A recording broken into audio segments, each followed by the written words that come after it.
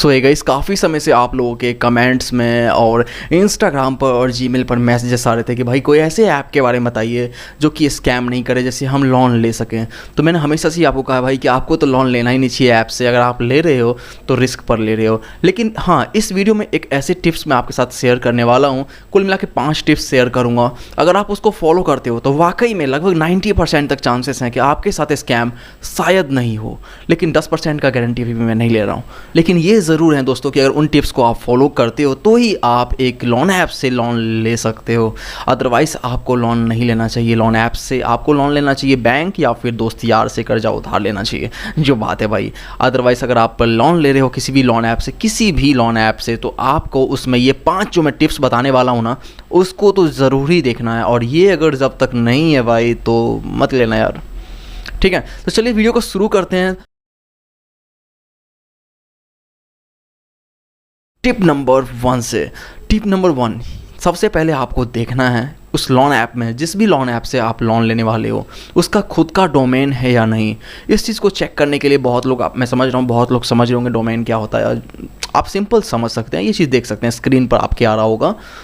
ये जो आप मेल आईडी देख रहे हो इनका कांटेक्ट करने का, यहाँ पर .in है। अगर कुछ इस तरीके का मेल आईडी है तो आप समझ सकते हैं कि आप टिप नंबर 1 जो आपने फॉलो किया है ये इसमें पास करता है ये ऐप। अगर इसकी जगह पर @gmail.com है तो भाई आप मत लेना यार, क्योंकि जीमेल वाला आईडी से आप खुद भी जानते होंगे भाई कि जीमेल हम लोग जो है भाई मैक्सिमम, मैं तो अपनी बात बताऊं अगर, तो 40 से 50 सेकेंड में मैं एक जीमेल अकाउंट क्रिएट कर सकता हूं किसी भी फ़ोन से, नए नंबर से।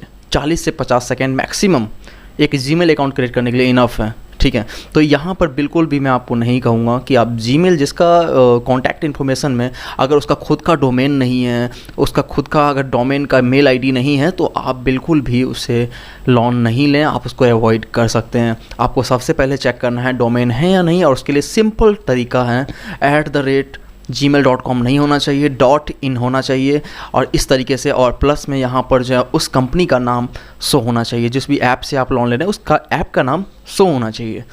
टिप नंबर 2, अगर टिप नंबर 1 पास कर गया है तो टिप नंबर 2 को आपको फॉलो करना है। तो आगे बढ़ते हैं अब टिप नंबर 2 की तरफ। टिप नंबर 2 में आपको ये देखना है कि जिस ऐप से आप लोन लेने वाले हैं, क्या उसका जो कॉन्टैक्ट नंबर है, हेल्पलाइन नंबर है, वो एक्चुअल में वर्किंग है। आपको कॉल करना है अपने मोबाइल नंबर से, आप उसे कॉल कीजिए और कॉल करके देखिए क्या उसकी रिप्रेजेंटेटिव जो भी बंदा है वो कस्टमर केयर कॉल उठा पा रहा है या नहीं उठा रहा है, क्या हो रहा है, नंबर लग भी रहा है कि नहीं लग रहा है। अगर लग रहा है तो कॉल उठा रहा है कि नहीं उठा रहा है। अगर उठा लेता है तो आप उसे ये पूछिए कि सर हमें ऐप से लोन वगैरह लेना था, इसलिए हम चेक कर रहे थे, और कितना इंटरेस्ट लगता है सर, ये वो कुछ इस तरीके की बातें कर लीजिए। आप उसका रवैया देख लीजिए कि भाई किस तरीके से लोग बात करते हैं।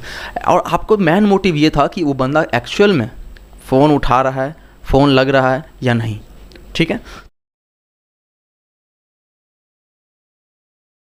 तो ये 2 चीज़ें आपको फॉलो करने के बाद टिप नंबर 3 में आपको ये करना होगा कि आपको देखना है कि भाई जिस भी ऐप से आप लोन ले रहे हो उसके रिव्यूज़, जी हाँ, रिव्यूज़ में 5 स्टार आपको बिल्कुल भी नहीं देखना है। आपको देखना है 1 स्टार, 2 स्टार, और मैक्सिमम आप 3 स्टार तक जा सकते हैं। इनमें देखना है आपको ये कि क्या बार बार वहाँ पर कोई लोग ऐसा रिव्यू किया हुआ है कि हमने जो है पेमेंट कर दिया था लेकिन बार बार हमसे जो है पेमेंट के लिए बोला जा रहा है जबकि हम पेमेंट कर चुके हैं, या फिर कोई ऐसा कमेंट किया हुआ है कि भाई हमारे अकाउंट में पैसा ही नहीं आया और ये लोग जो हैं पेमेंट के लिए बार बार बोल रहे हैं। अगर इस तरीके के रिव्यूज़ आपको बार बार देखने को मिल रहा है उस ऐप के रिव्यूज़ में, तो बिल्कुल भी उससे लोन मत लीजिए, आप अवॉइड कर सकते हैं।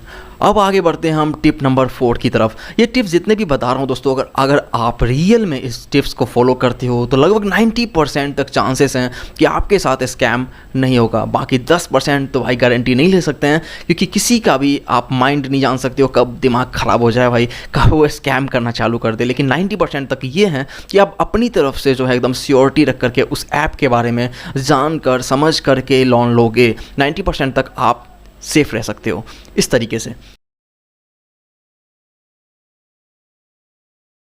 दोस्तों चौथी टिप्स में आपको ये देखना है कि क्या वो ऐप जिससे भी मैं लोन लेने की कोशिश कर रहा हूँ, क्या वहाँ पर मुझे लोन मिलने से पहले कुछ अमाउंट मुझसे जमा करने के लिए कहा जा रहा है। क्या कहा जा रहा है ये कि भाई आपको प्रोसेसिंग फ़ीस पहले देना होगा, उसके बाद ही आपका लोन पास होगा। अगर इस तरीके की बातें की जा रही है किसी भी लोन ऐप में, तो बिल्कुल भी उससे लोन मत लेना, ठीक है। क्योंकि प्रोसेसिंग फ़ीस जिस भी ऐप से आपसे पहले मांगा जा रहा है, बिल्कुल भी श्योरिटी नहीं है कि वो आपको लोन वाकई में दे भी देगा, और अगर दे देगा तो भाई कितना देगा वो भी का श्योरिटी नहीं है। और मैं यहाँ पर आपको बिल्कुल ही कह रहा हूँ कि भाई जिस भी लोन ऐप में अगर आपको ये कहा जा रहा है कि प्रोसेसिंग फ़ीस आपको देना है, अपने पहले जमा कीजिए उसके बाद हम आपको लोन देखेंगे, प्रोवाइड करेंगे या जो कुछ भी, बिल्कुल भी विश्वास मत करना। क्योंकि भाई ये बैंक नहीं है, इस पर आप विश्वास कर सकते हो, ये ऐप्स हैं, आज हैं कल नहीं है, कुछ आता पता नहीं है। इसलिए अगर वो आपको लोन देने से पहले पैसा ले रहा है तो बिल्कुल भी उससे लोन नहीं लीजिएगा, आप उसको अवॉइड कर सकते हैं। और ये चीज़ आपको और देखना है कि भाई देखिए जैसे बैंक्स में क्या होता है कि जब आप लोन लेते हो तो जो भी लोन का आपका अमाउंट है, जितना भी लोन आपको मिल रहा है, प्रोसेसिंग फ़ीस आपका उसी में से डिडक्ट हो जाता है और आपके अकाउंट में पैसा वो डिडक्ट होकर के आता है। अगर ये सेम चीज़ वो ऐप कर रही है तो ये ठीक ठाक है, ठीक है, इसे ख़राब नहीं कह सकते हैं। प्रोसेसिंग फ़ीस वो अपना डिडक्ट कर ले रही है और बाकी के जो भी पैसे आपके बन रहे हैं वो आपके अकाउंट में डाल दिया जा रहा है, यहाँ तक ठीक ठाक कह सकते हैं। लेकिन अगर पैसा पहले मांगा जा रहा है उसके बाद लोन का अमाउंट दिया जा रहा है तो ये गलत है।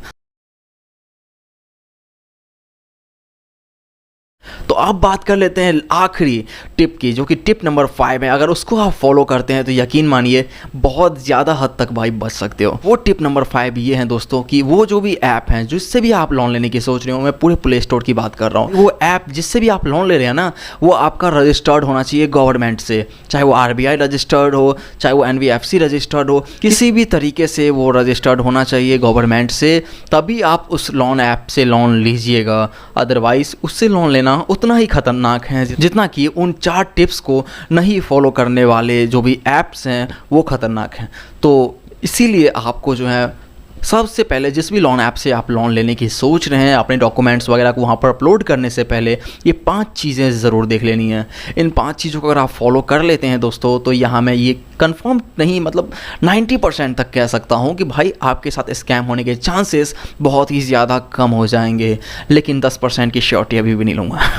बाय द वे दोस्तों, जहाँ तक हो सके इस तरीके के लोन ऐप से बच कर रहिए। जब तक कि कोई इमरजेंसी सिचुएशन ना हो तब तक भाई बिल्कुल भी इस तरीके के ऐप से लोन मत लीजिएगा। आपको अगर लोन लेना है तो आप बैंक में अप्लाई कीजिए, बैंक से नहीं मिल रहा है तो दोस्त यार से उधार ले लीजिए, लेकिन लोन किसी भी ऐप से मत लेना। अगर ले रहे हो तो ये 5 चीज़ें तो उसमें होना ही चाहिए। अब मैं मिलता हूँ आपसे नेक्स्ट वीडियो में। अगर आपके साथ कोई भी ऑनलाइन स्कैम हुआ है तो उसकी जानकारी को मुझे इंस्टाग्राम या जीमेल पर दे सकते हैं। मेरा इंस्टाग्राम ID और जीमेल ID आपको वीडियो के डिस्क्रिप्शन में मिल जाएगा, चेक कर लीजिएगा और मिलिए मुझसे, वहाँ बात कीजिए, मेरे साथ शेयर कीजिए अपने साथ हुए स्कैम को। और एक बात और कहना चाहूँगा, अगर आपके साथ कोई भी ऑनलाइन स्कैम हुआ है तो उसकी जानकारी को आप साइबर क्राइम को ज़रूर दीजिएगा। cybercrime.gov.in पर जाकर के आप कंप्लेन कर सकते हैं जो भी आपके साथ स्कैम हुआ है, चाहे वो किसी भी लोन ऐप में हुआ हो, चाहे वो पार्ट टाइम जॉब वाली वेबसाइट्स में हुआ हो। तो चलिए मिलता हूँ मैं नेक्स्ट वीडियो में। चैनल पर नया है तो सब्सक्राइब ज़रूर कर लीजिएगा और बेल आइकन को प्रेस ज़रूर कर दीजिएगा।